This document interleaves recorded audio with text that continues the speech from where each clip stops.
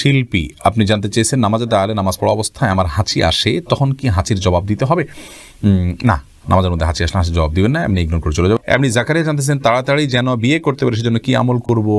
আমল হলো বেশি বেশি করে হালাল উপার্জনের চেষ্টা করবেন, সকালে ভোরে বের হয়ে যাবেন, পরিশ্রম করবেন, কোনো কাজকে ছোট মনে করবেন না, সিরিয়াসনেসের সাথে কাজ করবেন, খুব ভালো করে কাজ করবেন, দুনিয়াকে ভালো করে উপার্জন করবেন, বিবাহর প্রয়োজনে অর্থ সংগ্রহ করবেন, আল্লাহর কাছে দোয়া করবেন, সূরা ফুরকান আয়াত নম্বর ৭৪ বেশি বেশি পড়বেন, মা বাবাকে বোঝাবেন, সাধারণভাবে আল্লাহর কাছে নামাজের পরে বিভিন্ন দোয়া কবুলের সময়গুলোতে হাত তুলে তুলে বা বিভিন্নভাবে আল্লাহর কাছে দোয়া করবেন যেন আল্লাহ তাআলা আপনার মনোবাসনা পূরণ করে এবং আপনার প্রয়োজন মিটিয়ে দেন ইনশাআল্লাহ বিদিনিল্লাহ।